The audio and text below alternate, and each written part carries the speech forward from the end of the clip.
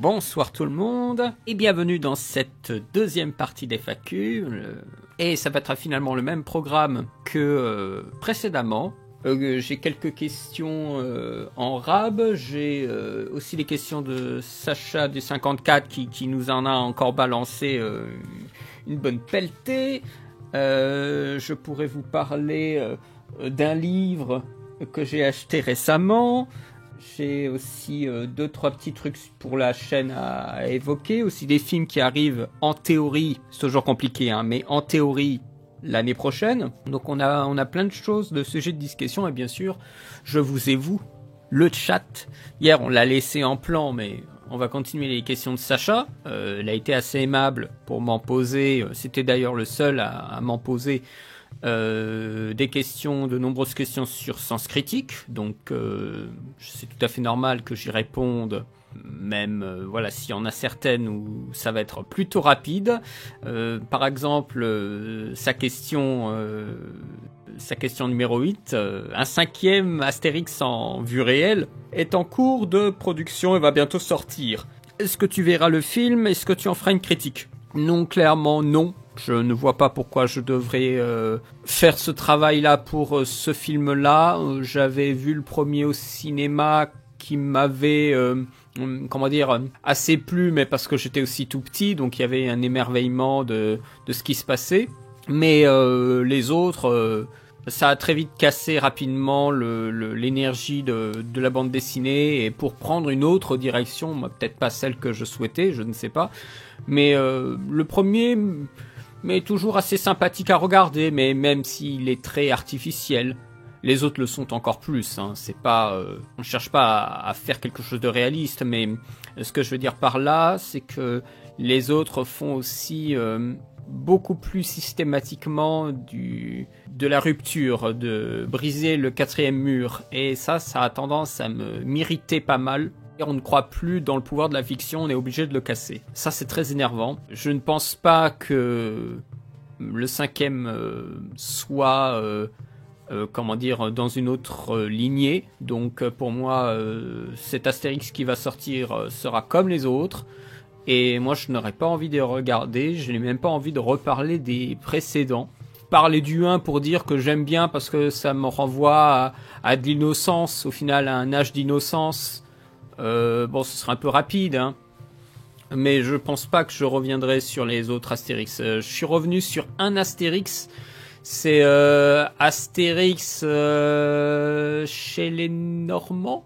Il y a un truc avec les Anglais, je crois. C'est Astérix et les Bretons, mais il y avait en même temps d'autres bandes dessinées au milieu. Enfin, c'est toujours un petit peu le bordel. Ça m'intéresse pas du tout de revenir sur ces films-là. Le premier, j'ai bien aimé. Le deuxième, je trouve, c'est peut-être le pire. Celui d'Alain Chabat, je sais qu'il est beaucoup aimé, mais moi je trouve que c'est peut-être le pire. Et c'est celui qui justement, qui a très très bien marché, du coup il y a eu la déclinaison moins bien fait de celui d'Alain Chabat pour des suites, les gags de situation, tout ça. Donc ça rend le film un petit peu la porte d'entrée d'une série qui ne me plaît plus. Donc non, je pense pas que je reviendrai dessus. Tiens, Versetti, tu me dis, tu aimes bien le cinéma de James Gray? Pas spécialement, mais j'ai plutôt apprécié The Last City of Z. Je suis allé voir Ad Astra au cinéma, c'était intéressant. Je n'ai pas ressenti grand chose, mais c'était intéressant. Je pense qu'il me manque quelques ouvertures, quelques pistes de lecture pour mieux apprécier comment il fait ses récits. Parce que vraiment, La nuit nous appartient, ça m'a ennuyé, vraiment beaucoup. Je crois avoir vu The Yards, mais il y a très longtemps, je m'en souviens plus du tout. Et Little Odessa, j'ai pas vu. Question numéro 10 encore une fois de Sacha. The Nostalgia Critique est devenu pour certaines chaînes une référence ou une norme, mais certaines personnes ne le considèrent pas comme un critique mais comme un humoriste. Qu'en penses-tu? Que penses-tu de cela? Je suis d'accord avec ces gens-là que c'est un humoriste, mais tout le monde a des avis. À partir de là, moi ça ne m'intéresse pas. Le Nostalgia Critique ne m'intéresse pas, je n'ai pas vu beaucoup de vidéos. Il y a une façon d'épurer ces vidéos pour en retirer l'essence critique, et au final on se rend compte que sur une vingtaine de minutes, on n'a que 5 à 4 minutes de choses qui sont vraiment de la critique, et encore qu'on pourrait résumer plus rapidement en un simple avis. Moi je sais que c'est pas mon affaire, ça a jamais quelqu'un qui a... Il n'a pas été quelqu'un... Ça n'a pas été un passeur, comme on utilise des fois le terme avec Samir de passeur. Ce n'est pas été un passeur de cinéma, ce n'a pas été quelqu'un qui m'a appris des choses. C'est quelqu'un qui fait des blagues, très bien, qui a, on va dire, un bon esprit de spectateur, mais c'est juste un spectateur qui donne son avis. C'est pas une forme de critique élevée. Mais parce que le mot critique, maintenant, ça veut tout et rien dire. Il a été vidé de son sens, comme un vampire qui vide les gens de son sang. Là, ça a été vidé de son sens, clairement, le mot, et du coup, maintenant, tout le monde dit « Ah, critique, critique, critique », alors que c'est simplement des gens qui donnent leur avis avec, voilà, une observation un peu plus affûtée, mais la critique, c'est un genre littéraire, faut pas l'oublier. Pour moi, c'est un petit peu se battre contre des moulins à vent. C'est quelqu'un avec une notoriété, une réputation bien établie. Je crois qu'il va pas changer maintenant, hein, donc il a son style pour faire des vidéos autour de cinéma. Si on me dit que c'est quelqu'un qui fait des vidéos autour du cinéma, c'est vrai, et c'est totalement lui. Mais parler de critique, je pense, c'est ne pas saisir la valeur du mot critique, en tout cas ce qui peut se cacher derrière de véritable, parce qu'encore une fois, le mot critique, dans un sens de commentaire sur de l'art, ça a une définition précise et on a eu des exemples précis. En tout cas, il est clair que la critique cinématographique peut se dispenser des commentaires, d'une nostalgie critique. Wishline, tu le précises, en effet, je te remercie. Il ne se concentre que sur le négatif. Je n'ai pas vu la vidéo de MJ sur le sujet, mais oui, c'est vrai que on aime bien pinailler. Donc c'est un pinailleur, quoi. Mais ça, ce n'est pas de la critique. On peut, relever des détails qui nous dérangent, mais faut savoir en faire quelque chose et pas simplement les aligner les uns après les autres pour dire, regardez, il y a des incohérences de scénario. C'est un peu ridicule. Et Sacha me donne une deuxième lumière. N'as-tu pas l'impression que considérer Doug Walker comme un humoriste est une excuse bidon pour ne pas être sévère sur ses avis de cinéma? Je n'ai pas assez vu les vidéos de Nostalgia pour dire ça, mais je pense que ça doit être un peu facile par moment. Ça fait passer la pilule, je pense. Il doit y avoir de ça, honnêtement. Ensuite, regardes-tu les chaînes comme Rattle Rock, t'as déjà vu, et la suite de trop? Rattle Rock, je crois que j'ai vu une vidéo qu'elle a faite sur Starship Troopers, mais j'aurais souhaité regarder un peu plus. T'as déjà vu, je ne crois pas connaître, et la suite de trop, non, parce que si ça parle de suite, j'en ai rien à foutre. Si c'est ça, je n'ai pas l'identité de la chaîne, là, comme ça, tu me dis le nom de la chaîne, il n'y a rien qui me vient à l'esprit. Donc j'ai dû passer devant, mais il n'y a rien qui m'a intéressé, du coup je l'ai oublié. Bon, après, Sacha, tu dis, n'as-tu pas l'impression que ces trois chaînes n'inventent rien d'intéressant et font que répéter les mêmes avis négatifs d'une autre époque? Je dirais pas ça, mais quand on est aussi nombreux à parler de cinéma, et je pense que Microciné qui vient d'arriver dans la place, bonsoir Samir, je pense que tu seras d'accord avec moi, quand on est aussi nombreux à parler de cinéma, c'est assez compliqué de se démarquer en termes de chant de film pour faire entendre une voix un peu unique. On peut se démarquer sur une forme, éventuellement. Rattle Rock avait fait un petit personnage qui était en train de parler par moment, je sais plus si elle a arrêté ou non, mais je trouvais que ça donnait quelque chose. En fait, on se souvient de la chaîne parce qu'il y a un petit personnage qui parle. Rien que ça peut déjà aider à donner de la personnalité à la chaîne, parce que souvent, ce sont toujours un peu les mêmes films qui tournent en boucle. Et ça, c'est vrai que c'est un problème. Starship Troopers, Starship Troopers, Starship Troopers, Starship Troopers. Bien sûr, y a personne qui parle de Showgirls, hein. Et encore moins de la période avant Amérique, hein. Alors là, Paul Verhoeven, il a commencé avec Robocop pour certains, hein. Voilà, ça c'est un peu dommage, hein. Ou même parler d'autres choses. Mais des fois, ou alors on parle de films, de séries B, très très paumés, pour dire, dans la lignée, hein, bien sûr, de Tarantino avec les trucs complètement pétés, alors que des fois ce sont des personnes qui n'ont même pas la base, on va dire la base saine de cinéma pour après s'aventurer dans les formes dégénérées, finalement assez bon marché. Et de choses intéressantes, mais bon, souvent c'est vraiment les mecs qui sont en roue libre parce qu'ils n'ont pas de thunes et font des films qui sont souvent complètement fumés parce qu'ils n'ont pas de thunes. Donc en termes de scénario, il y a tout et n'importe quoi, donc c'est une forme dégénérée. En termes de budget, parce qu'ils n'en ont pas, eh bien il y a des fois des problèmes de toutes sortes qui donnent une médiocrité générale à l'œuvre. Et après ça passe dans les vidéos, on en a eu des tonnes. Et aujourd'hui aussi, oh putain, aujourd'hui encore plus. Avec le numérique maintenant, tout le monde peut prendre sa petite caméra et tourner un film, mais on en a des quantités. Mais c'est sur internet, on voit une partie, mais ça ne s'arrête pas. Free, je ne dis pas que Robocop est nul, je dis juste qu'il y a plein de trucs avant Robocop que les gens devraient mettre en lumière du réalisateur. C'est ça que je veux dire. Mais parce que ça fait pas le buzz. Parce qu'il faut faire le buzz. Alors on parle toujours des mêmes films qui sont tendance et tout ça. On parle pas de trucs qu'il a fait post Starship Troopers. On parle plus de Starship Troopers que Hollow Man ou Black Book. Black Book, voilà, ça a été fait un peu... Je crois que c'était refait en Europe. Black Book, il n'y a pas de fonds américains. Je crois pas. Mais ça, on n'en parle pas.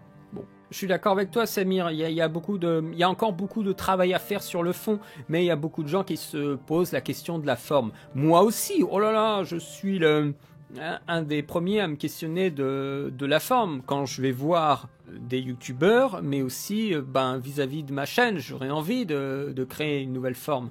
Ça, j'en parlerai peut-être un peu plus tard. Je pense que les gens ont tendance à se rapprocher d'abord de l'évidence, qui est la chose la plus simple, la forme, que après le fond, bon ça on verra, de toute façon dès qu'on met des images de femmes à poil, il y a des gens qui viennent, donc à partir de là, la moitié du boulot est fait, et ça c'est de la forme, ce n'est même pas du fond. Enfin je dis des images de femmes à poil, ça paraît un peu rapide, mais des images, ça peut être aussi des images du présentateur ou de la présentatrice de la chaîne qui fait des têtes pas possibles. Vous voyez très bien toutes ces armadas de chaînes YouTube qui font des têtes des têtes Instagram avec derrière l'image du film en train de faire oh ah oui. Alors par rapport à ce que tu dis Microciné, oui, ça ne touche pas uniquement YouTube dans les universités. Les étudiants en cinéma ont tendance aujourd'hui à s'intéresser au cinéma à partir d'une certaine période, oui, à partir du moment où ils sont nés, voire plus encore, et pas ce qui s'est passé avant la naissance de leurs parents ou de leurs grands-parents. Après, bon, ça, pourquoi ils sont à l'université de cinéma alors? Enfin, qu'ils font... je sais pas, on va dire que c'est une vocation, mais il faut avoir une volonté de plonger son regard dans des décennies qu'on n'a pas côtoyées. C'est le contrat d'études quand on va étudier du cinéma. Ou en tout cas qu'on veut être en art du spectacle, option cinéma en université. J'ai vu la version longue de Kingdom of Heaven. Oui, j'ai vu cette version longue, j'ai trouvé ça très très bien. Il y a plein de petits blancs qui sont comblés. Souvent les versions longues... Enfin, les scènes coupées de Ridley Scott sont intéressantes. J'ai bien aimé la version longue. Je l'ai vu à mon boulot.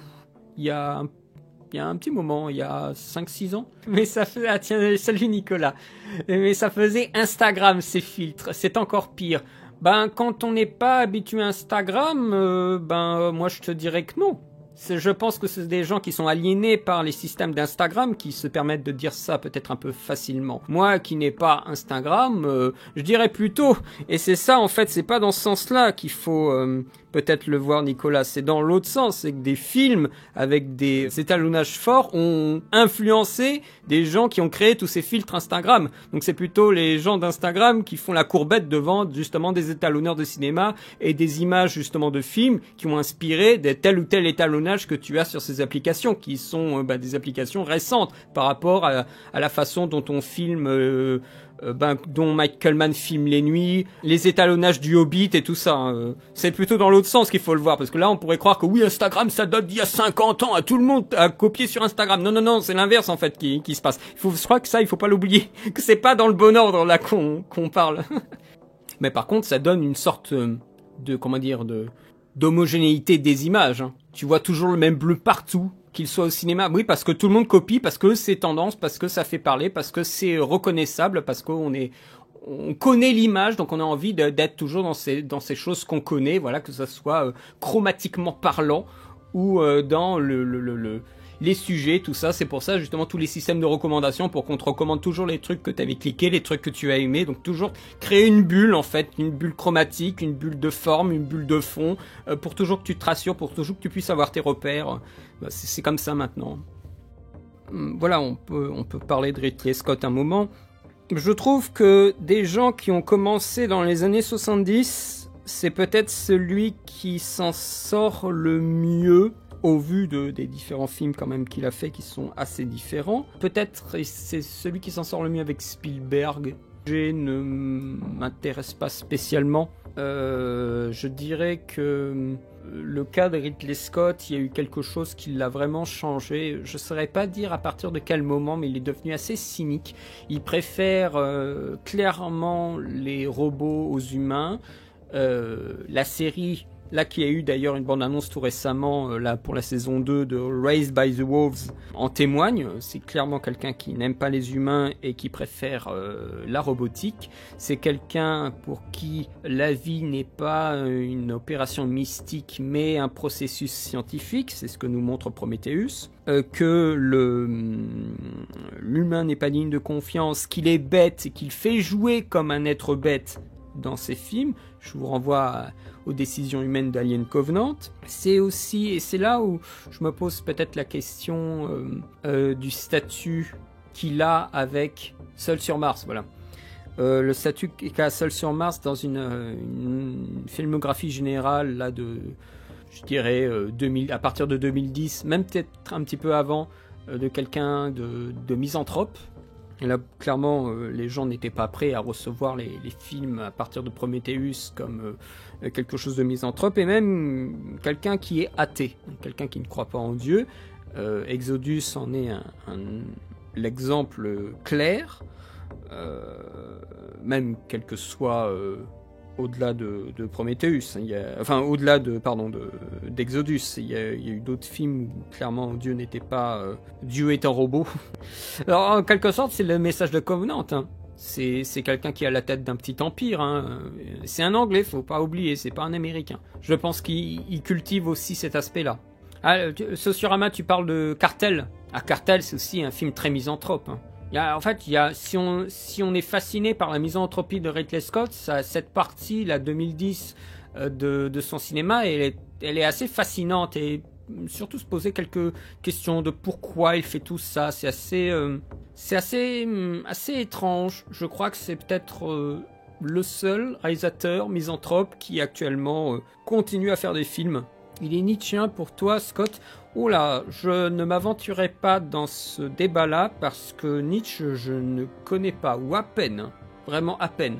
Donc je voudrais pas faire des contresens vis-à-vis de la philosophie de Nietzsche. Alors je connais pas assez, vraiment, je me permettrai pas. Il faudrait discuter de ça avec quelqu'un qui connaît très bien Nietzsche et qui a vu quelques films de Ridley Scott et qui pourra vraiment donner des points forts, des lignes de force vis-à-vis de la philosophie et qu'est-ce qui peut traverser le cinéma de Scott. Mais moi, je peux pas faire ça. Je préfère la filmographie de Tony Scott. C'est un peu différent. J'étais un petit peu déçu de son dernier film que j'ai vu récemment, Unstoppable. Plus déçu dans un côté factuel, voilà. Plus dans le factuel que dans le scénario que je trouvais très bien. Je pense, Charles, quand tu parles de la photo chez Ridley, qui est grisâtre et poisseuse, étant donné que c'est un misanthrope, ça ne m'étonne pas qu'il mette en avant une image assez terne, assez sinistre dans son cinéma. Il est clair que si c'est quelqu'un qui avait confiance dans l'humanité, on aurait des images bien plus belles sur l'humanité. Et du coup, l'image aussi de cinéma serait plus lumineuse. Et en cela, en effet, c'est quelqu'un qui est esthétiquement en raccord avec ses idées. On aime, on n'aime pas, hein, ça c'est la décision de chacun. Kitsune, tu me demandes, as-tu vu The Green Knight? Alors, Il se trouve que The Green Knight, on aurait dû en parler avec Samir, mais étant donné qu'il n'a pas eu vraiment de sortie en France, on s'est abstenu d'en parler. Du coup, moi je l'avais vu pour éventuellement en parler, mais je ne l'ai pas fait. J'ai beaucoup aimé The Green Knight, je crois que c'est mon film préféré actuellement du réalisateur. C'est un film vraiment fascinant sur la notion du temps. Il y a beaucoup de choses qui se mélangent dans le temps, la représentation du temps, la représentation... Le temps a une couleur dans ce film. Je ne vais pas trop aller dans le détail, mais le temps a une véritable couleur, mais chromatiquement représentée dans le film. Et ça, c'est fascinant. Il y a un travail chromatique de couleur dans ce film qui est très intéressant, la gestion du temps dans les plans, dans les mouvements de caméra. C'est quelque chose qui le travaille. Ça se voyait déjà avec A Ghost Story, je n'avais fait une critique sur ma chaîne, qu'il y a quelque chose dans le temps qui le fascine. Le temps, réel, qui se déploie devant nous. Cette fameuse séquence de la tarte. Mais aussi l'idée que le fantôme va survivre à différentes familles, à différentes époques, jusqu'à la destruction totale de la maison. Là, c'est un film à l'épreuve du temps. Et bien, The Green Knight, c'est aussi un récit, en plus un récit, d'un chevalier de la table du roi Arthur, qui n'est pas très connu. Je ne connaissais pas ce récit. Je crois que je l'avais déjà entendu parler, mais c'était très vague. J'étais très content du coup de voir un autre récit que les trucs de Lancelot, des trucs du roi Arthur et de la quête et tout ça. Et non, tout d'un coup, on en a un autre et vraiment le récit était bien. C'était bien amené, il y avait de l'ambiance. Vraiment, j'espère que ce mec-là, David Lowery, j'espère qu'il va continuer à faire des films parce que il y a un fort potentiel, je pense, d'exprimer quelque chose chez lui. Et c'est tout à fait un moment logique, en fait, que quelqu'un qui soit aussi intéressé par le temps, la vieillesse, le passage du temps, s'attaque à Peter Pan, puisque c'est lui qui va réaliser le film Peter Pan pour Disney, avec Jude Law dans le rôle du capitaine Crochet. Alors à voir, hein, vous savez, hein, un petit génie, on lui donne un gros blockbuster, et souvent c'est des trucs assez fadasses. Mais bon, la dernière adaptation de Pan, vous savez ce que ça a été, hein, c'était le film de Joe Wright, et c'était quand même assez barré, donc il y avait quand même un truc assez fascinant avec ce film, avec Hugh Jackman en Blackbird qui est en train de chanter là, du Nirvana je crois, c'était quand même assez décapant, hein, il y avait des choses hein, dans le film de Joe Wright, donc pourquoi pas chez Disney, il faut laisser de la marge de manœuvre, il faut voir. Mais de toute façon, on sera très vite fixé. Hein. Avec Disney, tout est dans la bande-annonce. Hein. Vous n'avez même pas besoin de voir le film. Si la bande-annonce va vous convaincre, le film a un fort potentiel pour vous convaincre. Si la bande-annonce vous convainc pas, faut même pas tenter en fait de le regarder. C'est honnête ça. Les Disney, on se fixe très rapidement sur ce que ça va être avec juste la bande-annonce. Il est rare que la bande-annonce soit complètement différente du film factuellement quand il sort en salle ou sur Disney+. C'est-à-dire quand Mulan était sorti, on voyait la bande-annonce, on savait très bien à quoi ça allait ressembler. C'était pas tout d'un coup le film était complètement différent. Non. Et le Roi Lion c'était la même chose. Le Roi Lion là en live machin truc. Ah Charles, alors ça va me permettre de parler d'un truc. Alors Charles Daniel me pose la question, quels sont les films que tu attends le plus en ce moment? Eh bien ça tombe bien, on va parler peut-être des films qui sortent en 2022, grossièrement, assez rapidement. Alors je me suis fait une petite liste, alors c'est une liste non exhaustive de gros blockbusters dégoulinants, dégueulasses. Hein. C'est un peu comme chaque année, je reprends quelques titres voilà, d'un site anglais qui s'appelle Mojo Box Office, les films qui sont censés sortir en 2022, des gros mastodontes. Il y a Morbius, donc Morbius le vampire, personnage de Marvel, avec Jared Leto. Moi je vois les bandes annonces, ça me donne pas envie. Encore une fois, j'ai l'impression que le film va passer 1h30 à nous narrer l'origine du personnage et au bout d'un moment, enfin, à plus de la moitié du film, on va commencer à travailler vraiment le personnage, ce qu'il est réellement et les enjeux actuels du personnage. Mais j'ai pas envie de me coltiner 1h10, 1h20 d'origine story alors que je la connais quoi. Surtout ça nous est narré déjà dans la bande-annonce. Ensuite, Uncharted. Je vois le film, je trouve ça affreux. Je préfère jouer au jeu. Bon. Et le Tom Holland, il me sort par les trous de nez. Ensuite, en mars, le 4 mars, mesdames et messieurs, gardez cette date en stock parce qu'il y a le Batman qui débarque. S'ils n'ont pas changé la date. Hein. Le 4 mars, The Batman. Semble-t-il un film de 2h50. Très violent, palpitant, choquant.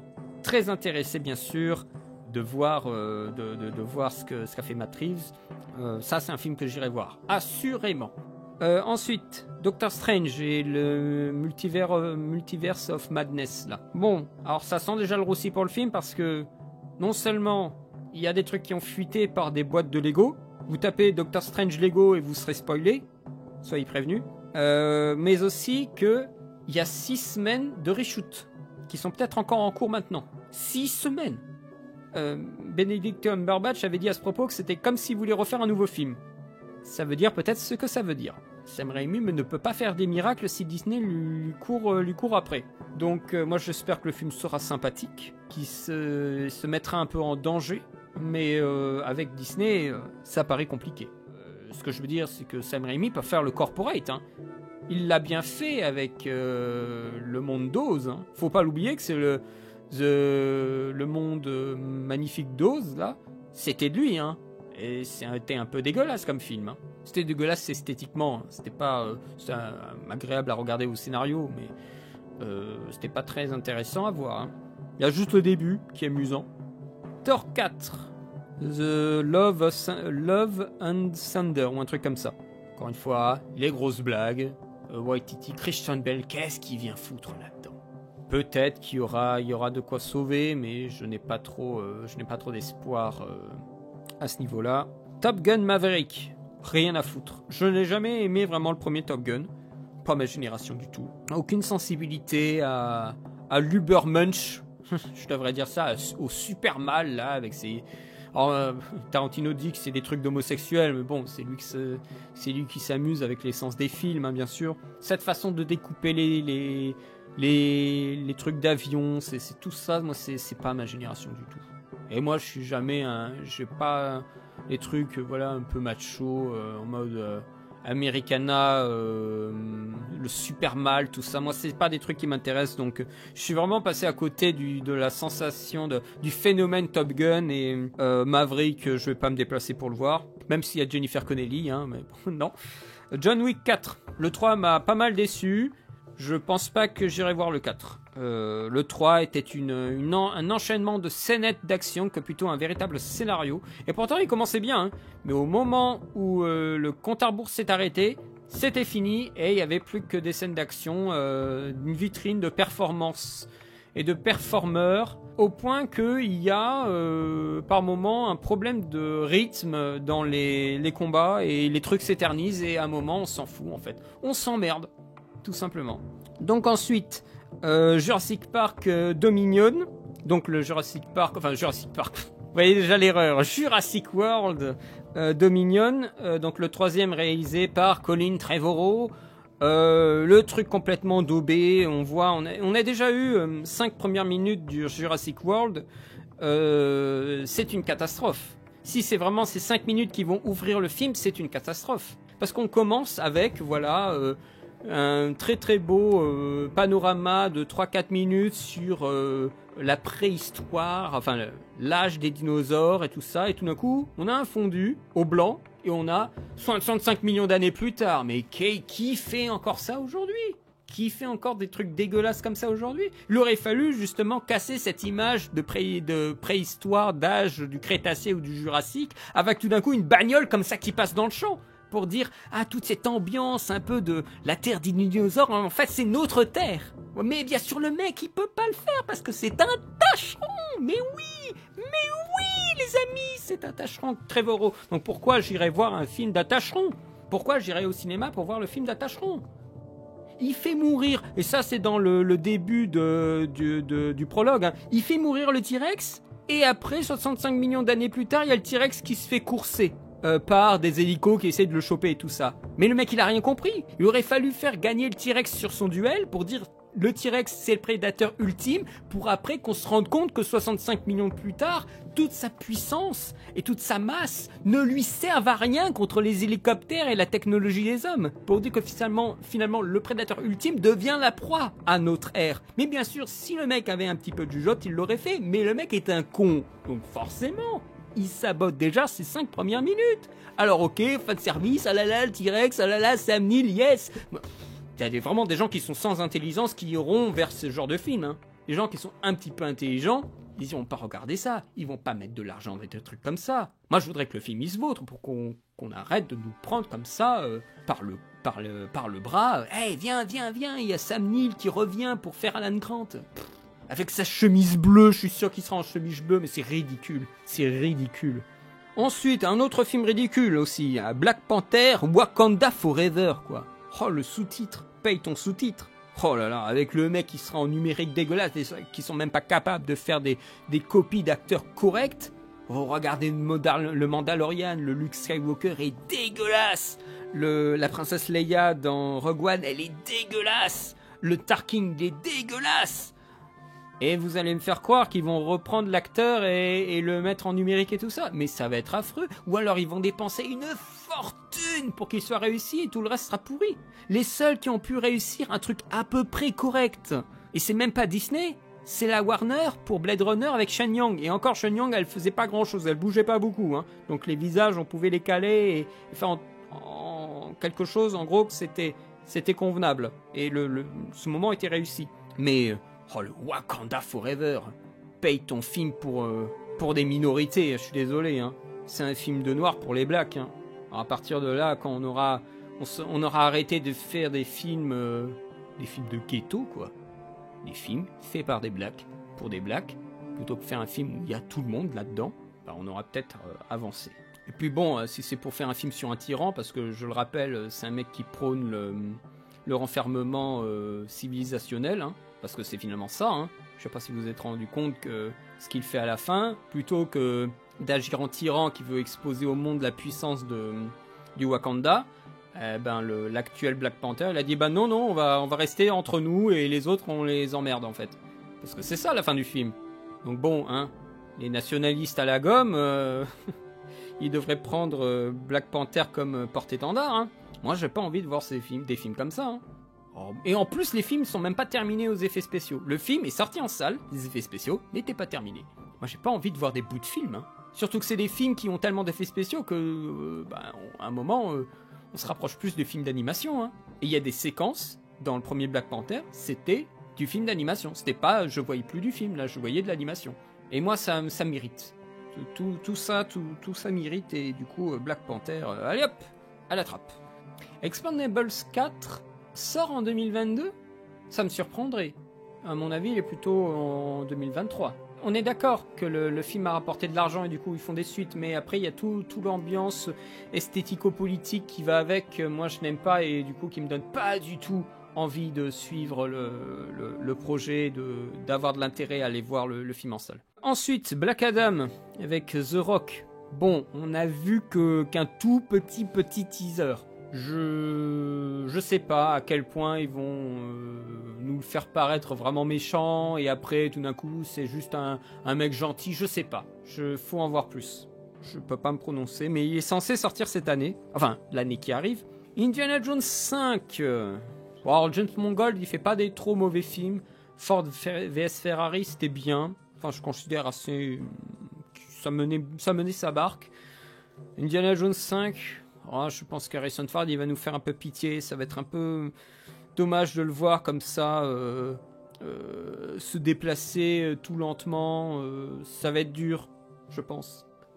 Encore une fois, il faut voir les premières images, parce qu'on peut faire paraître des personnes vieilles jeunes, alors au-delà d'avoir des masques numériques et tout ça, hein, dans les angles de caméra, les choses qu'on leur fait faire, s'il y a des jeunes avec eux qui peuvent compenser. Je trouve par exemple qu'il s'en était plutôt bien tiré avec le Indiana Jones 4. Donc maintenant, il est beaucoup plus âgé. Qu'est-ce qu'on va lui faire?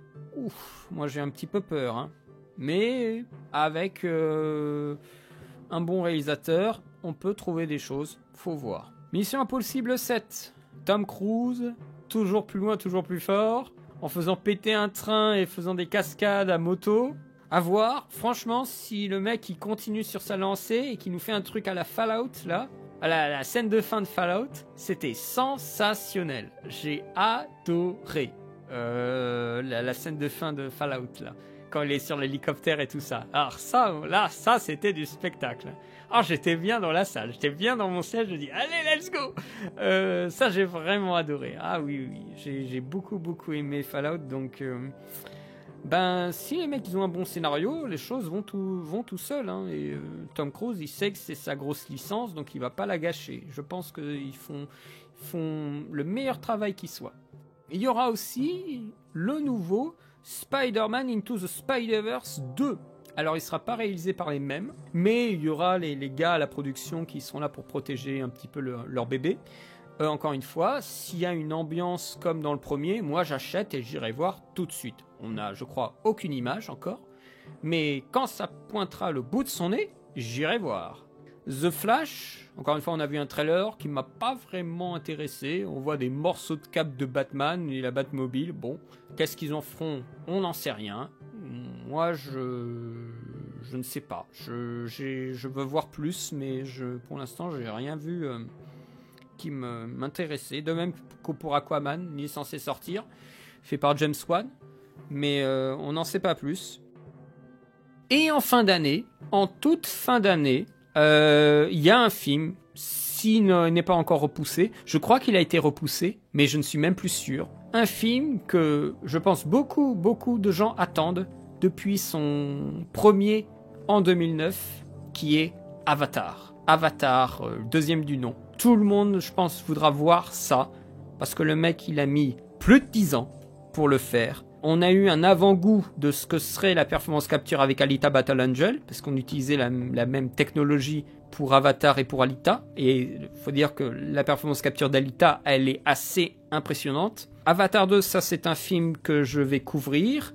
C'est un film dont je vais faire bien sûr la critique du premier. En fait, elle est écrite depuis des années. Elle fait 18 pages, la critique du premier Avatar, mais je ne l'ai pas encore enregistrée. J'attends que Avatar pointe un peu le bout de son nez, comme ça je hype un peu ma chaîne YouTube avec la critique du premier film, et peut-être une analyse aussi, je ne sais pas, mais Avatar 2, ça c'est un film que j'irai voir, et que j'irai voir en 3D, parce que le premier je l'ai loupé.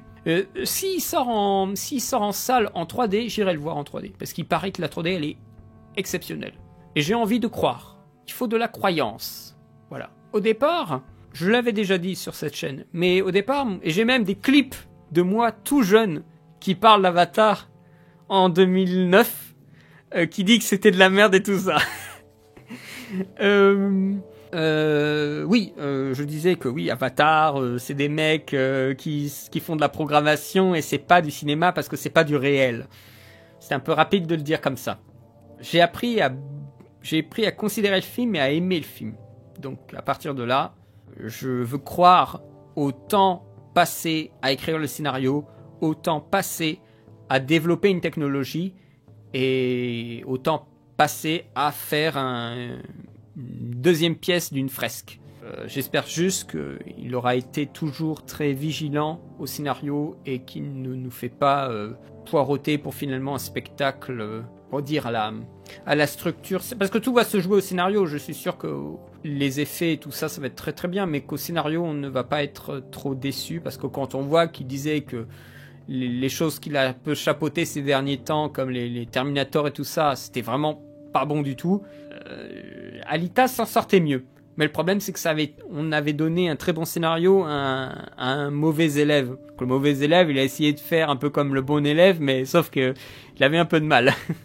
Rodriguez, il avait un peu de mal. Mais je comprends que Cameron lui ait donné le projet. Rodriguez l'avait aidé pour la création de tout son système 3D, puisque si vous regardez bien, dans les crédits de fin de Spy Kids 3, donc Spy Kids 3D, Cameron est remercié, parce que Rodriguez a utilisé toute la technologie que Cameron mettait au point pour Avatar pour faire les effets de Spy Kids 3D. C'est pour ça que dans Spy Kids 3D, vous avez un florilège d'effets 3D en toutes sortes, parce que ça permettait à Cameron de tester ce qui n'allait pas dans le procédé de 3D.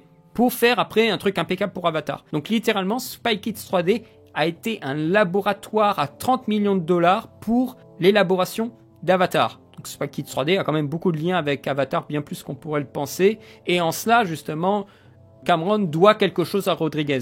Et lui a donné justement le scénario d'Alita pendant que lui, il allait s'atteler à Avatar plus correctement. Rodriguez, lui, on lui donne ça, bah, il fait ce qu'il peut, mais bon, des fois, c'est compliqué, quoi. On sent qu'il n'a pas la facilité de la technologie par rapport à Cameron. J'ai pas vu le dernier Evangelion, je me suis vraiment arrêté. Tous les trucs de Rebirth, de 2.0, je sais pas quoi, de Evangelion, j'ai vraiment pas du tout suivi. Moi, je me suis arrêté à la série et au film qui a suivi la série. Nicolas, j'ai envie de garder le trauma que j'ai eu avec la série de base et de pas en voir, de voir des épisodes qui suivent, qui sont des épisodes de correction.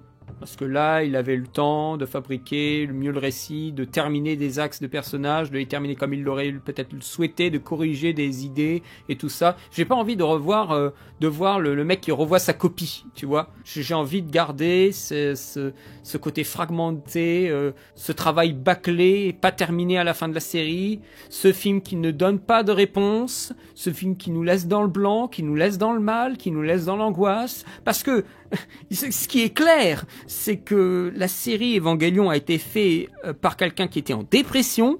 Je n'ai pas vu ce qu'il a fait par la suite. Là, les Evangelion, les déclinaisons en OAV et tout ça. Mais je suis sûr que le trauma, il l'avait passé. Et que du coup, les images étaient moins emplies d'angoisse. Je pense qu'on est vraiment sur autre chose. Et ça, je pense que c'est un truc qui va peut-être me vexer, me gêner, tu vois. Parce que pour moi, Evangelion est vraiment lié à une angoisse, à de la dépression. Vraiment très très forte. Tout d'un coup, ne pas retrouver cette empreinte dans les formes plus récentes, parce qu'il a fait son deuil, il a pu peut-être revivre un peu cet homme, et avec les collaborations avec des gens qui ont pu l'aider à mieux contrer en fait ses idées noires quand il écrivait les lignes de scénario, quand il faisait les dessins et tout ça, eh bien ça s'éloigne, je pense, de ce qu'il a fait à la base.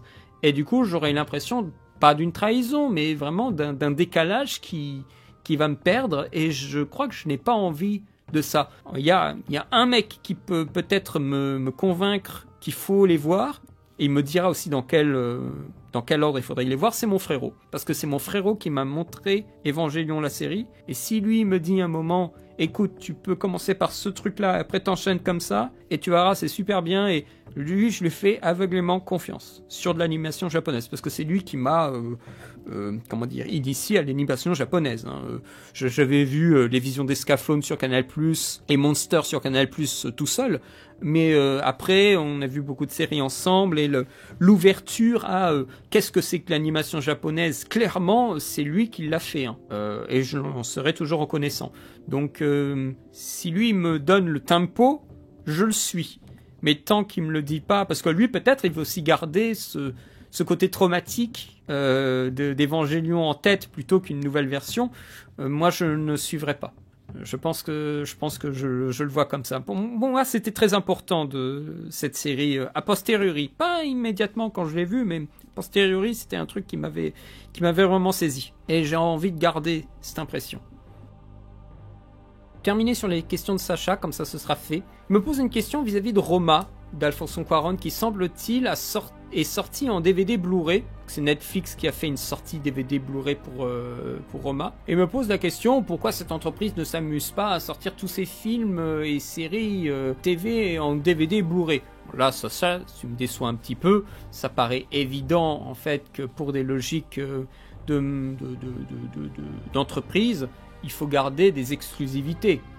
S'ils sortaient tout en Blu-ray et DVD, on n'aurait plus besoin d'être sur Netflix, puisqu'on aurait des copies physiques chez nous. Il doit garder les personnes abonnées, donc il doit garder des exclusivités sur sa plateforme. Donc il a sorti Roma parce que bon, c'était pas un film produit entièrement pour une sortie sur plateforme, c'était un film de cinéma, donc il a eu droit à un traitement de faveur, je pense, et sûrement sur l'impulsion aussi de Cuarón. C'est pas le cas des films qui sont plus des produits Netflix, ça, ils vont les garder. Il doit garder des perles à lui sur sa plateforme. C'est juste dur à avoir. Mais comment ça circule du coup ces DVD et ces Blu-ray? Il y a un Blu-ray de Beast of No Nation, y a-t-il un Blu-ray de Bright, y a-t-il un Blu-ray de Outlaw Kings, y a-t-il un Blu-ray de The Irishman, y a-t-il un Blu-ray de Red Notice, y a-t-il un Blu-ray des séries Netflix? Il y a tout ça? Parce que si c'est des mecs qui téléchargent le flux HD et qui en font un Blu-ray qui après le vendent sur internet, ça c'est du bidon, hein.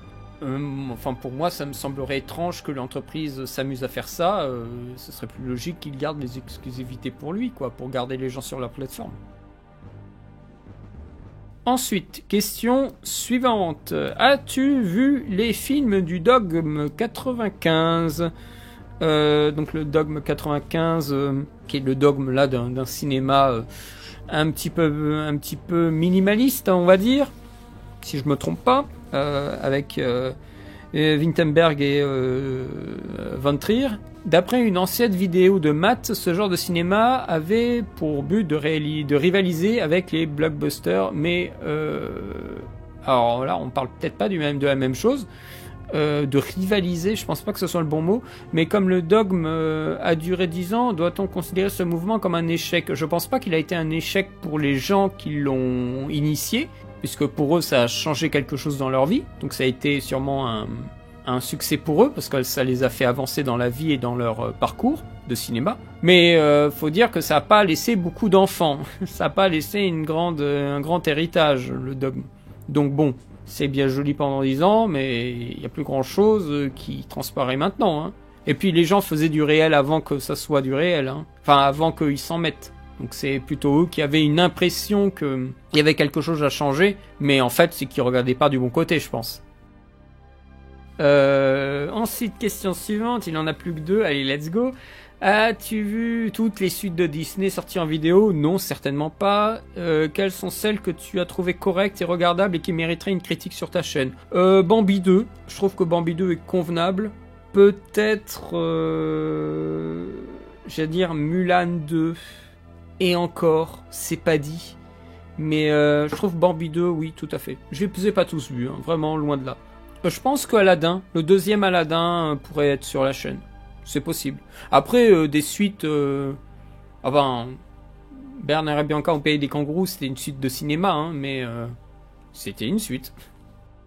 Ensuite, dernière question. Je sais que tu as pas aimé les remakes de Disney qui prennent des libertés sur l'histoire comme Alice et Maléfique, mais ne penses-tu pas qu'il vaut mieux avoir un remake qui prend des libertés sur le scénario plutôt que refaire presque le même film à l'identique comme Le Roi Lion ? Alors déjà, Le Roi Lion n'est pas un film à l'identique. Ceux qui connaissent vraiment le film te diront que ce n'est pas un film à l'identique, hein.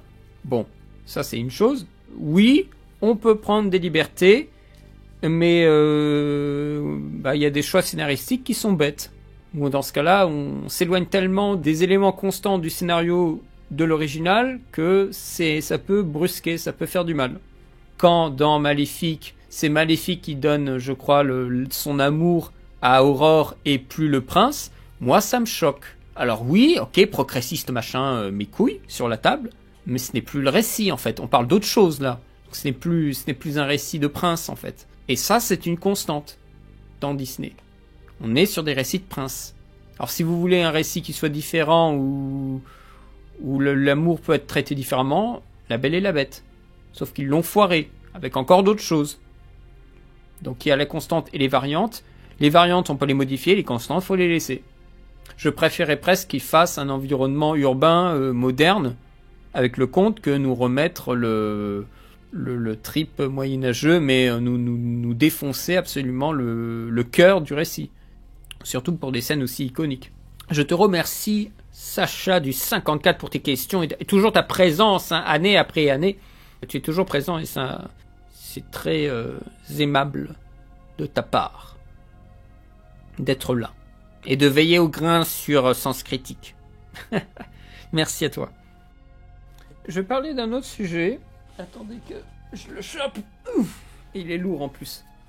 Et il se trouve que récemment, j'ai fait l'acquisition d'un livre. J'en ai longuement parlé avec Microciné d'ailleurs. Ce livre, c'est le dernier livre de François Thorel, Camera Obscura. C'est un livre assez massif de pensée, de poésie. C'est un film de doute. Enfin, un livre, je devrais dire. Je suis déjà... je me fourvoie déjà. C'est un livre qui s'oriente autour de questions de cinéma, d'écriture sur des angoisses qu'on peut avoir quand on regarde un film, sur des images qui nous surprennent, des images qui nous hantent, sur le devenir d'un film. Qu'est-ce qu'un film? En fait, comme si le film avait une vie mystique, en quelque sorte. C'est un livre qui nous narre un petit peu tout ça, dans une mise en scène des images et du livre qui est plutôt impeccable. Je dois bien vous avouer que le travail, en fait, est vraiment très agréable. Il est même... ce film, je vais y arriver. Ce livre est même plutôt agréable à parcourir, parce que cette fois-ci, on n'a pas des pages blanches avec une écriture noire, mais plutôt des pages noires avec une écriture blanche, qui repose beaucoup les yeux, et est tout à fait lisible. Il y a beaucoup de screenshots qui sont mis en scène dans les images. Il y a un travail de mise en scène du livre qui est assez épatant. Mais il y a un petit problème avec ce livre, c'est l'écriture même. C'est le fossoyeur qui nous parle. C'est-à-dire que beaucoup de fois, j'ai cette impression que c'est une vidéo du fossoyeur, mais en film. Enfin, mais en livre, je suis arrivé. Mais en livre. C'est-à-dire qu'il n'y a pas de distinction entre sa parole et son écriture. C'est comme si on lisait un commentaire enregistré du fossoyeur. C'est peut-être fait exprès, mais moi ça m'a beaucoup perturbé, parce que quand je lis un livre, je veux lire une écriture. Je veux pas lire une impression de vidéo. Les formulations de phrases, les termes utilisés, j'ai l'impression que c'était lui qui était en train de faire sa vidéo YouTube. Et ça m'a beaucoup énervé. Je crois que ça c'est le gros point noir du livre. J'en avais parlé avec Samir, je ne veux pas parler à sa place, mais c'est un film en cours de pensée, sur quelqu'un qui est en cours de sa pensée sur le cinéma. Donc c'est un film qui n'est jamais fini, en fait. C'est un film qui a Enfin, je suis arrivé, hein. Je vous jure que j'essaye de faire un effort. Hein. C'est un livre qui n'a pas de pensée terminée sur le cinéma. C'est des écritures comme ça posées, mais rien n'est déterminé. Rien n'est clôturé dans le discours. Mais vraiment, l'articulation de l'écrit, c'est comme si je l'entendais parler. Et je trouve que c'est dommage. Je pensais qu'il y aurait une différence entre lui en train d'écrire pour faire une vidéo et lui en train d'écrire pour faire un livre. Et en fait, non, il n'y en a pas. Il n'y en a pas assez. Je n'ai pas tout lu. J'en suis à la page 106 sur 190. Beaucoup de fois, je m'étais surpris à entendre le fossoyeur parler. Et ça, c'est pas possible. Moi, ça m'a gêné. Vraiment beaucoup. C'est un livre qui a quand même un petit peu d'âme, parce qu'on sent que c'est un humain qui se pose des questions derrière ce livre. Et c'est ce qui m'a déterminé à l'acheter, comparé à un autre livre qui est sorti, mais que je n'ai pas acheté, qui est le livre de Mr. Bobbin, donc du collectif Mr. Bobbin, sur les sœurs Wachowski. J'en parlais avec Samir, et il en a résulté que le livre de Mr. Bobbin, c'est un très très beau livre, très appliqué, 10 sur 10 pour les recherches, une mise en forme de propos pour réhabiliter, comme s'ils n'étaient pas réhabilités, mais bon, ça c'est une autre affaire, pour mettre en forme voilà, un propos sur les sœurs Wachowski, mais c'est un film qui n'a pas du tout d'âme. Zéro. Ça n'existe pas. C'est une jolie copie de robot. Je pense qu'on peut les exprimer comme ça. C'est une jolie copie de robot. Pour ceux qui veulent avoir du factuel, mais pour ceux qui veulent avoir de la sensation et de l'émotion, du doute, du questionnement, des erreurs peut-être, ce n'est pas un livre pour eux. Je me suis posé des questions, j'en ai parlé avec Samir, on en a discuté.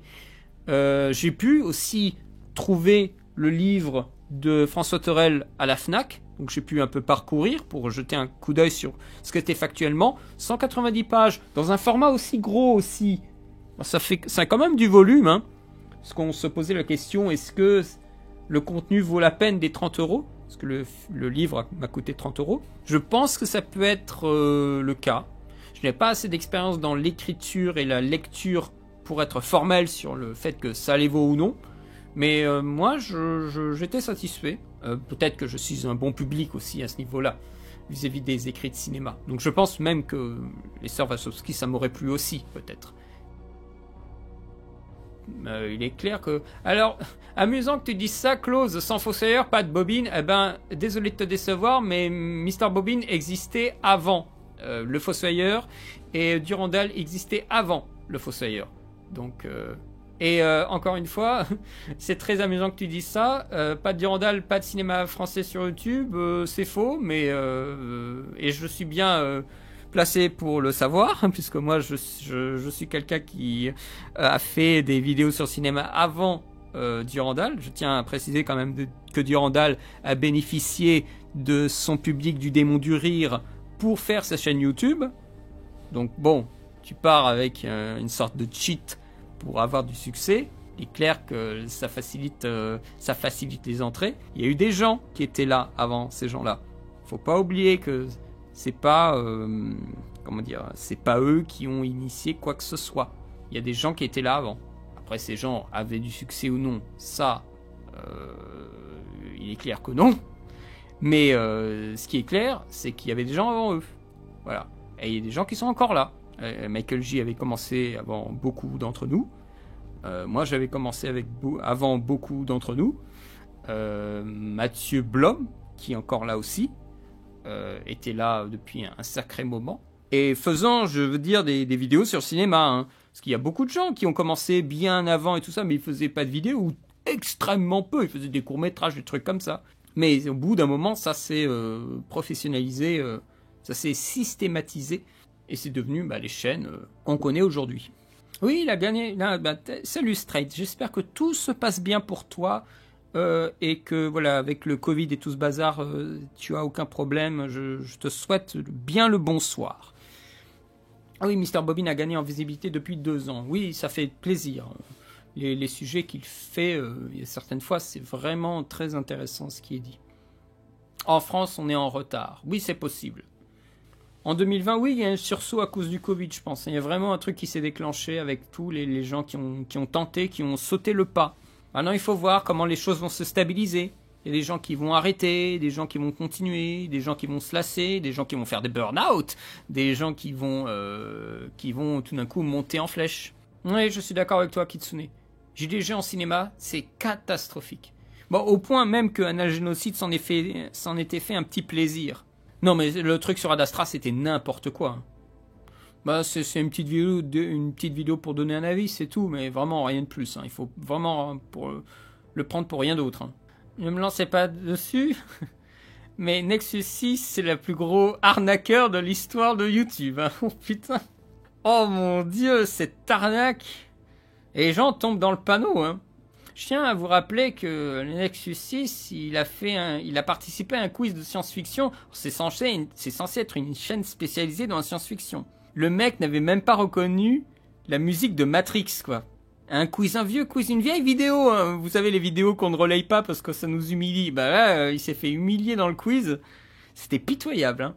Non seulement les conversations de science-fiction ne vont pas très loin avec lui, mais c'est... Pour une chaîne spécialisée, c'est cheap. Hein. Alors il compense avec des gros joujoux, des gros effets, des plans séquences de trucs d'effets spéciaux et tout ça, et des gens qui font des striptease dans l'espace et tout ça, en hologramme. Voilà, le mauvais goût à son paroxysme, mais sûrement des trucs parce que ça fait référence à je sais pas quel film et tout ça, mais bon.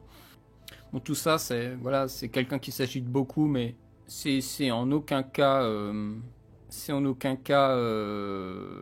une référence de quoi que ce soit. Et s'il le sait, c'est ça qui est souvent assez curieux, c'est si les gens savent des choses, eh bien ça se voit pas. Ça se voit clairement pas. Ils font exprès de, je pense, se niveler par le bas pour essayer de rassembler plus de gens autour d'eux. Je pense qu'il doit y avoir un vrai truc comme ça. Mais je comprends pas qu'au bout d'un moment, les mecs, ils ont 100 000 abonnés, 240 000 abonnés, ils se disent pas à un moment, bon, maintenant, les trucs génériques, j'en ai plus rien à foutre, on va dans le hardcore. Je veux vraiment vous parler de l'espace au cinéma. Let's go. Et non, on est encore en train, dans son petit cockpit, à faire des blagues et à nous faire dire, alors, le film 5e élément, est-ce que c'est une bouse ou est-ce que c'est un chef-d'œuvre? Franchement... Il n'y a aucune autre question de cinéma et de science-fiction que tu voudrais nous poser? Qu'on vienne pas me dire que c'est quelqu'un qui est un spécialiste de science-fiction. ou qui se pose des questions vraiment intéressantes sur la science-fiction. Ça c'est rien, quoi. C'est rien du tout. Et même les propos qu'il tient, il y avait un ou deux trucs, je crois, qui pouvaient valoir légèrement le coup, mais c'est très convenu tout ça, c'est très quelconque. Alors bien sûr, on se cache derrière des belles vidéos, voilà, des trucs que moi j'arriverai jamais à faire. Ah oui, alors là, mais on parle de propos, encore une fois, on est sur des propos.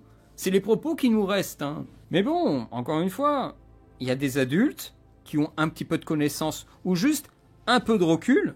C'est comme dans le Retour vers le futur, hein. Bif, on ne me la fait pas. Et puis voilà. Et on passe notre chemin. Et on saura défendre le bout de gras vis-à-vis des gens qui sont crédules ou qui, justement, n'ont pas assez de connaissances et apprécient d'être guidés par quelqu'un comme Durandal ou quelqu'un comme Nexus 6 pour de la science-fiction. Et encore, on n'est pas du tout sur les mêmes registres. Durandal, c'est de l'actualité. Nexus 6, c'est quand il peut se le permettre. Donc on est vraiment sur... capsule d'avant-film pour Canal+. Oui, on est sur ces idées-là de mise en bouche. Oui, je comprends ce que tu veux dire, Straight. C'est, oui, de la mise en bouche, d'ouverture. C'est une petite capsule pour ouvrir sur le sujet, en attendant de voir le film. Mais ça va jamais très très loin. Mais c'est compliqué d'écrire, surtout quand on n'en a pas l'habitude. Moi, j'aurais envie aussi de parler de certains films, sans être en critique ou tout ça, mais de faire des vidéos essais, comme on dit, sur des films.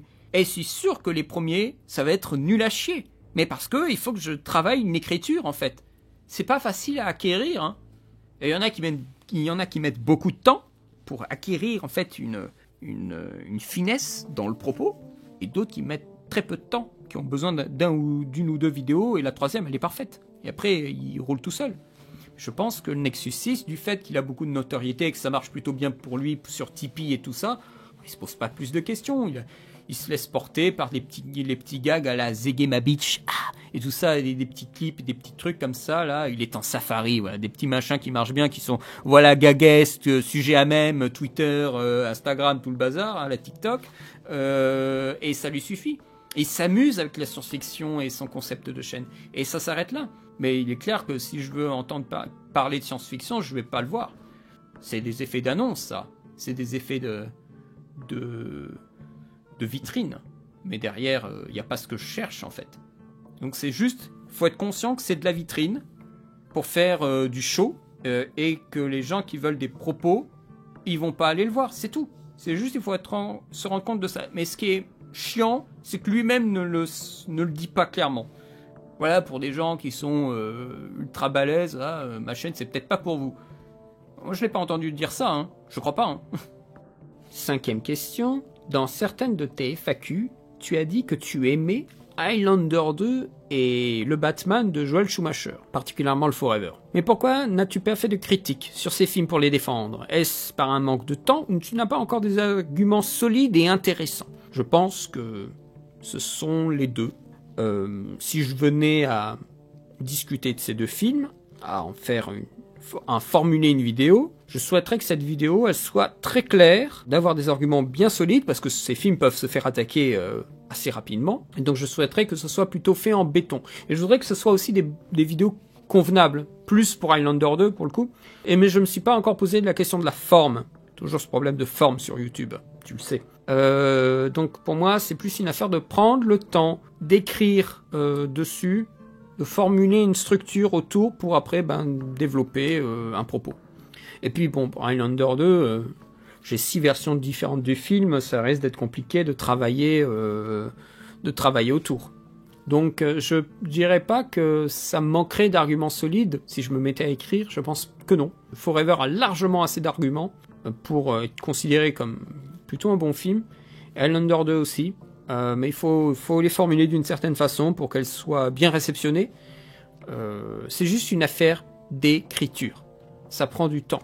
Et en ce moment, je ne prends pas le temps. Pour écrire déjà des trucs qui sont censés arriver sur la chaîne comme ça, mais après, le reste, pour les projets à venir. J'ai beaucoup de mal avec ça. Ah, Microciné, c'est bien, parce que finalement, je parle, mais on est dans une foire aux questions, donc je te remercie Samir de me poser la question. Alors, il y a une question que j'ai toujours voulu te poser.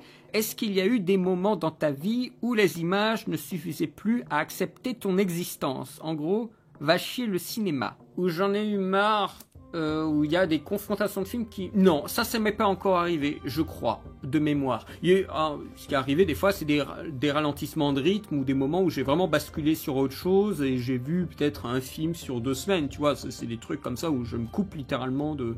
Mais des films qui tout d'un coup m'ont fait un choc de révulsion envers l'art même, non, ça m'est jamais arrivé. Je crois que je suis dans une génération de consommation d'images où on a du mal à se poser cette question parce l'image est omniprésente partout, mais sans exception, écrasante, et l'habitude d'en voir dans tous les sens, eh bien, ne me pose pas problème, ne me questionne pas plus. J'ai envie de me questionner. C'est pour ça, je pense que, suite à notre conversation, j'ai acheté le livre de François Thorel, que j'ai là. J'en ai parlé un peu hier, je ne sais pas si tu étais présent. J'en ai parlé un petit peu hier. Je pense que je trouverai quelques questions pour me stimuler dans son livre. Non, je ne crois pas que ça m'est encore arrivé. J'ai vu aussi la démo de Matrix Awakens, l'espèce de démo technique. Bon, ok, c'est joli, mais nous vanter des next-gen et voir que les gens se font transpercer encore par des putains d'herbes, moi ça me fait rire. Les mecs, ils veulent faire des lumières réalistes et tout ça, mais ils sont toujours pas foutus de programmer de véritables brins d'herbe. Et nous encore, les corps traversent les brins d'herbe encore comme si on était en PS1, quoi. Donc pour moi, si on me montre tout d'un coup des jeux qui régulièrement font cette technologie, je veux bien croire qu'on tire sur une putain de lampe dans un couloir, que la lampe elle pète et qu'on a plus de lumière. Ça, c'est la vraie next-gen. Qu'on puisse le faire. Surtout pour des jeux qui jouent sur des ambiances, justement. Le premier Splinter Cell le faisait aussi. Ça faisait partie intégrante du gameplay. Pour certains jeux, on en demande peut-être trop, je ne sais pas. Mais je trouve ça que la destruction de terrain est fainéante, où vous savez, les next-gen, oh qu'est-ce que c'est beau et tout ça. Et tu vois qu'il y a une chaise qui te bloque, tu peux même pas la déplacer. Ouais, next-gen, mais de surface. Faut voir, hein, mais je suis un peu sceptique. Ouais, voilà, oui, mais Socirama Pokémon, c'est encore un autre univers. L'arbuste peut te bloquer. Oui, moi je me souviens de la vidéo du TG. Je suis complètement bloqué. Oui, non, mais là, c'est des jeux le jeu ne demande pas un réalisme, mais quand tu es sur d'autres types de jeux qui mettent beaucoup en valeur la nature, je pense à The Last of Us 2, les Crysis, Far Cry, ce sont 3 jeux qui mettent beaucoup en valeur le milieu naturel, les jungles, la végétation, les arbustes, hein, les arbres et tout ça. Et quand tu vois que tu passes comme ça devant une feuille ou devant je sais pas quoi et que le truc te traverse littéralement, plutôt qu'avoir une véritable rencontre physique entre l'objet vivant du joueur. Surtout si tu es en 3e personne, tu peux le voir. Moi, je pense justement à The Last of Us. Et l'objet végétal, quand tu n'as pas cette interaction, moi, je me dis, oui, on est encore très arriéré. On a encore énormément de boulot à faire. Hein. Parce que c'est bien de nous vanter des lumières dynamiques et des conneries comme ça et des distances d'affichage. Mais si on peut pas régler ces pauvres trucs, ça vaut rien, quoi. L'immersion, c'est nous faire oublier qu'on est devant un jeu vidéo, et ça passe par aussi une interaction des corps, pas une beauté de jeu, une interaction des corps qui doit être parfaite, et la maximale, autant qu'on peut, autant que le gameplay qu'on va faire peut le permettre. Aziz, tu me poses la question, pourquoi aussi peu de vidéos par rapport à d'autres, Valérian? Eh bien parce que les autres, ils génèrent un flux pour générer de l'oseille, Aziz, ce que moi je ne fais pas. Donc moi je fais des vidéos quand j'ai envie d'en faire. Et les autres ils en font parce qu'ils ont envie de gagner du blé. Donc c'est la différence. Tu remarques aussi, Aziz, que ce sont pas les mêmes sujets. Les reaction trailers, est-ce que Spider-Man No Way Home va avoir 3 Spider-Man? On fait reaction trailer, débrief trailer, live exclusif sur le trailer avec des guests. Et voilà. On a notre semaine trailer pour générer du clic, générer de la vue, générer du flux. Ça fait déjà 3 vidéos. Moi, j'ai fait une vidéo sur Equals qui était une vieille critique qui traînait. Et je me suis dit, tiens, je vais l'enregistrer. Et puis voilà. Et j'en ai rien à foutre. Je n'ai pas à me presser, en fait. Et là où les gens qui s'excitent à sortir des vidéos semaine après semaine des fois tous les 2 jours ou tous les jours. Et les mecs, après, ils font des burn-out à cause de ça. Et après, les mecs, YouTube m'ennuie. Ah bah oui, t'as brûlé les ailes trop vite, crétin. Alors que moi, je fais des vidéos sur le net depuis le 2008. Et je fais des vidéos sur le cinéma depuis 2011. Et Cinefiles, la chaîne, ça fait la 3e fois que je refais la chaîne. Là, elle date de 2012. Moi, je tiens le coup, hein. Bah, parce que je brûle pas vite. Mais à un moment où je faisais pas mal de vidéos, hein, mais maintenant, tranquille. Alors, attends, ça fait combien? Ouais, 2h30, ouais, je pense que ça ira. Il est 23h29. Je pense qu'on va arrêter là. N'hésitez pas, entre-temps, à mettre sous les vidéos et tout ça, des questions. Comme ça, je pourrai en parler pendant la prochaine session. Et voilà, moi j'ai quelques sujets encore à traiter, mais il y en aura beaucoup moins. Peut-être que la session suivante sera beaucoup plus courte. Si vous avez rien à me poser comme question, et pas des questions qui se terminent en 10 secondes, ça va vite se terminer. Donc n'hésitez pas pour les questions, hein. Je suis preneur, je suis toujours très friand de ça, vous le savez. Moi je vais y aller. Je vais aussi garder un peu ma voix convenable. Je vous remercie d'être là. Et certains qui me suivent depuis très longtemps. Sociorama, je te vois depuis un paquet d'années. Hein. Et Kitsune aussi. Hein. Et Luc, alors, que devrais-je dire de Luc? Et Straight, avec qui j'ai fait des vidéos, j'ai fait des critiques avec lui. La critique de Home et la critique de Transcendance aussi. Voilà, il y a des vieux de la vieille, ça me fait plaisir que vous soyez là. Les nouveaux, les gens plus discrets, ça me fait plaisir que vous soyez là. En petite communauté, tranquille. Je vous souhaite à toutes et à tous de passer une bonne fin de soirée, un bon dimanche, une bonne semaine. Et à bientôt aussi pour de nouvelles vidéos. Allez, salut!